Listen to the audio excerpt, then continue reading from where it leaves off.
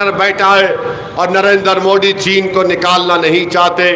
कोई BJP RSS का आदमी बोलेगा कि ओवैसी झूठ बोल रहा है। तो डीजीपी कॉन्फ्रेंस हुई थी, उसमें लद्दाख के सुप्रिंटेंडेंट ऑफ पुलिस ने एक कागज नरेंद्र मोदी को दिया, जिसको मीडिया ने कैरी किया। उसमें उस खातून एसपी ने कहा कि 65 पेट्रोलिंग पॉइंट में से 25 पेट्रोलिंग पॉइंट पर भारत की फौज पेट्रोलिंग नहीं कर सकती है। हम अपनी 2000 स्क्वायर किलोमीटर जमीन को चीन को खो चुके हैं और नरेंद्र मोदी कुछ नहीं करना चाहते हैं, बल्कि चीन से इंपोर्ट होता है 10-10 बिलियन माने कई बिलियन डॉलर का इंपोर्ट होता है। बताइए, अगर कोई आपके घर की जायदाद पर कब्जा कर ले, कोई किराएदार आपके घर में घुसकर कब्जा कर ले और फिर वहां पर कोई दुकान खोल ले या होटल खोल ले, क्या उस जिसका घर का मालिक है उसका दिल बोलेगा जाकर बैठकर वहां पर चाय पियो? मगर चाय वाला ये कह रहा है कि मैं तुम पियो जाकर, कोई फर्क नहीं पड़ता, भारत की जमीन है, कोई भी कब्जा कर सकता। तो मेरे अजीज दोस्तों और बुजुर्गों, मैं आपसे अपील कर रहा हूं कि आप अपने वोट का इस्तेमाल करिए। 13 तारीख के दिन एक तारीखी दिन साबित होगा। आप मुत्तहदा तौर पर अपने के वोट का इस्तेमाल करिए। मैं आपसे एक और बात कहना चाह रहा हूं कि कल अमित शाह हैदराबाद को आए थे और बड़ा शोर शराबा बीजेपी वाले कर रहे हैं। हम बहुत भीड़ को जमा किए। ऐ बीजेपी वालों, तुम नादान हो। अगर हम सांचक मंजे की दावत करते तो उससे ज्यादा आवाम जमा हो जाती। हम इतनी भीड़ जमा करें और अमित शाह वहां पर भी झूठ बोल दिए।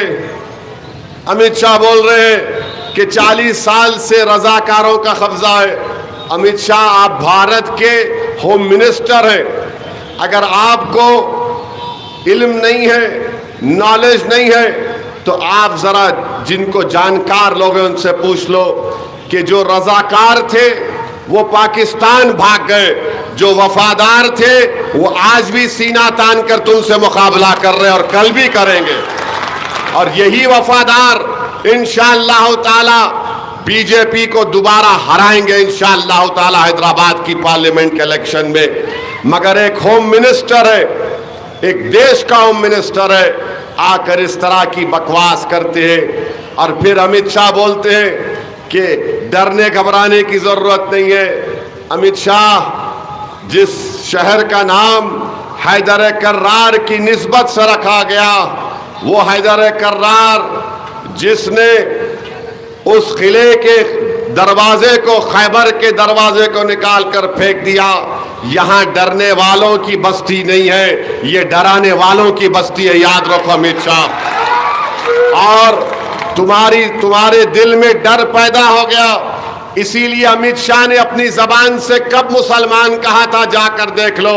ये मजलिस का डर था, ये तुम्हारे इत्तेहाद का डर था, ये तुम्हारे सियासी शऊर का डर था, ये तुम्हारी बरतरी और तुम्हारी रौब का डर था कि अमित शाह की जबान से लफ्ज मुसलमान निकल ही गया। ये हमारी पहली कामयाबी अल्हम्दुलिल्लाह। मेरे अजीज दोस्तों और बुजुर्गों, दूसरा आप देखते हैं बीजेपी के कैंडिडेट हैं, उनको क्या जरूरत थी किसी एक मस्जिद की तरफ देख के तीर मार रहे? आखिर क्या जरूरत थी उनको? जरूरत इसलिए थी कि हैदराबाद के इस भाईचारगी को खत्म करना चाहते थे। हैदराबाद पार्लियामेंट कॉन्स्टिट्यूंसी में बरसों हो गए, माशा अल्हम्दुलिल्लाह, फसाद नहीं हुआ। यहां की अवाम ने, चाहे किसी मजहब के हो, उनको क्रेडिट जाता है कि उन्होंने फसाद के उस माहौल को पैदा होने नहीं दिया। हाँ, चुटपुट थोड़ा बहुत वाकयात होते हैं, मगर वो तीर मारना क्या मकसद था? वो हैदराबाद के अमन के ऊपर तीर था। वो तेलंगाना में फसादात करवाने का उनका मंसूबा था।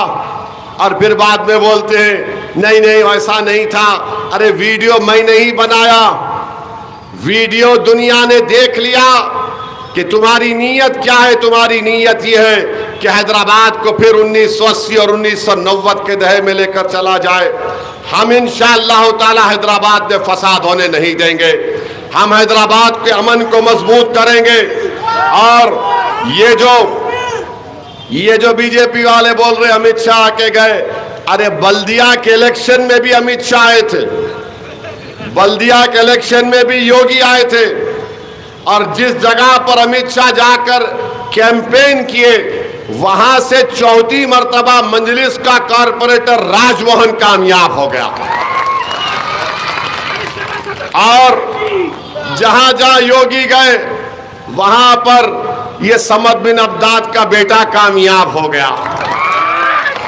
तो इनके आने जाने से हमको कोई मतलब नहीं है। अरे अमित शाह, तुम खुद लड़ लेते मेरे खिलाफ, कौन रोका तुम्हारे को? आप मेरे खिलाफ लड़ लेते।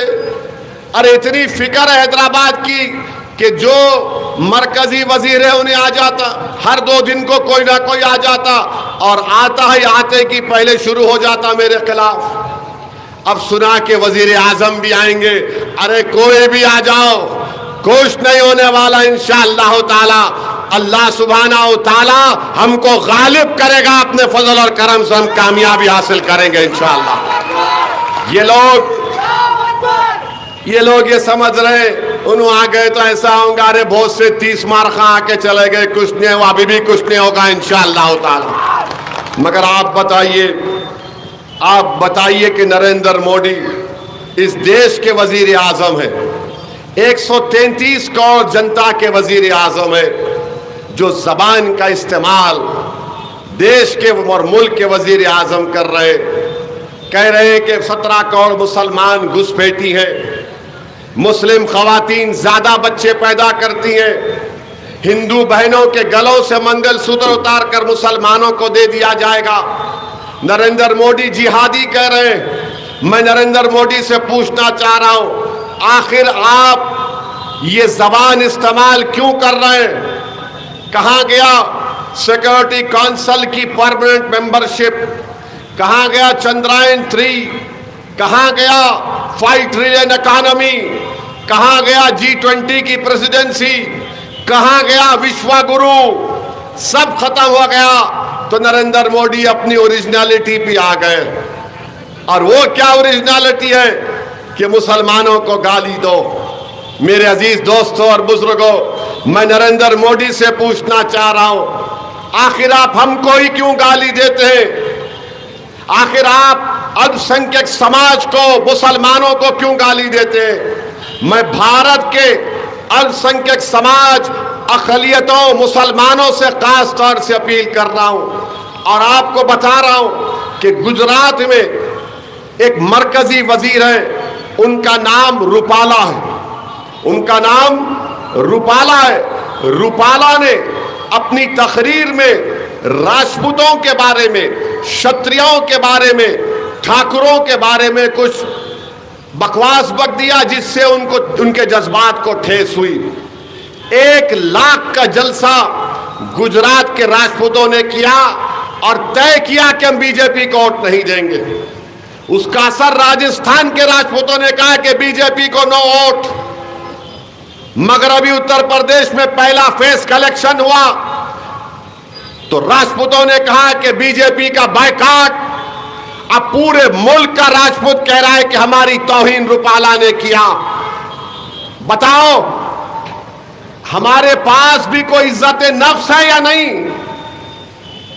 अगर है या नहीं, आपको तय करना है कि हमारे जज्बात को ठेस नहीं पहुंचेगी, कि हमको तकलीफ नहीं होती है कि एक मुल्क का वजीर आजम हमको घुसपैठी कहता है, जिहादी कहता है, हमारी बेटियों को कहता है कि ज्यादा बच्चे पैदा करते। अरे सबक हासिल करो इन राजपूतों से, ठाकुरों से, जिन्होंने अपनी इज्जत नफ्स को बता दिया, हमियत को बता दिया और बीजेपी को डरा के रख दिया। मेरे भाई याद रखो, अगर आप अपनी इज्जत नफ्स और हमियत के सामने रखकर बीजेपी के खिलाफ वोट नहीं देंगे, आज ये कह रहे कल कुछ और भी कहेंगे। मैं अपने बचपने में हमारे हैदरगुड़े के घर में मैं और अकबर ने अपने कानों से आरएसएस के लोग आकर 1980 के जमाने में हमारे घर के सामने आकर नारा लगाकर जाते थे, हमारे एक मरहूम ताया थे वहीद भाई, अल्लाह उनकी मग़फ़िरत करे। मैं और अकबर उनके बाजू बैठते थे, एक 10-15 लोग आते और नारा लगाते, ओवैसी कब्रिस्तान या पाकिस्तान का नारा लगाते थे। और हमारे ताया मरहूम हम दोनों को बिठाकर भागते थे और वो पीठ दिखाकर भाग जाते थे। आज यही फिर सुन रहे हम लोग, और मुल्क का वजीर आजम बोल रहा है, मुल्क का वजीर आजम हिंदू मुसलमान की जबान में बात कर रहा है। बताओ फिर इस देश का क्या होगा। मैं आपसे अपील कर रहा हूं कि अपनी इज्जत नफ्स के लिए, अपने ऑनर और डिग्निटी के लिए हमको अपने इन चीजों को सामने रखकर वोट का इस्तेमाल करना पड़ेगा। बल्कि सिर्फ हैदराबाद की आवाम से नहीं कह रहा हूं, जहां कहीं भी मेरी आवाज अल्लाह पहुंचाएगा किसी भी तरीके से, मैं उनसे अपील कर रहा हूं कि अपनी इज्जत नफ्स और हमियत को सामने रखकर वोट का इस्तेमाल करो बीजेपी के खिलाफ। मैं वजीर आजम से पूछना चाह रहा हूं, आप में हिम्मत है तो किसी और के खिलाफ बोल के दिखाओ। तुम सिर्फ अक़लियतों के बारे में बकवास बकते हो। मुल्क के वजीर आजम को माफी मांगनी चाहिए इस तरह की जो बकवास वो करे जा रहे हैं। और नोट कर लो मेरी इस बात का, अभी और कई फेजेस होंगे इलेक्शन के। नरेंद्र मोदी की जबान और ऐसे अल्फाज निकालेगी। मॉडल कोड ऑफ कंडक्ट है, मगर लगता है नरेंद्र मोदी कह रहे कि मोदी कोड ऑफ कंडक्ट चलेगा इस मुल्क में। नरेंद्र मोदी, अगर तुम मोदी कोड ऑफ कंडक्ट चलाओगे तो अल्लाह ने मुझे भी जबान दी, मैं इतना बोल सकता हूं, इतना बोल सकता हूं तुम्हारे बारे में कि तुम पानी पानी हो जाओगे, याद रखो। मगर इलेक्शन के कानून है, मॉडल कोड ऑफ कंडक्ट है। मैं अपने हाथों से मॉडल कोड ऑफ कंडक्ट की धज्जियां नहीं उड़ाना चाहता हूं। जो धज्जियां उड़ा रहा है वो देश देख रहा है, वो मुल्क की आवाम और गरीब आवाम देख रही है।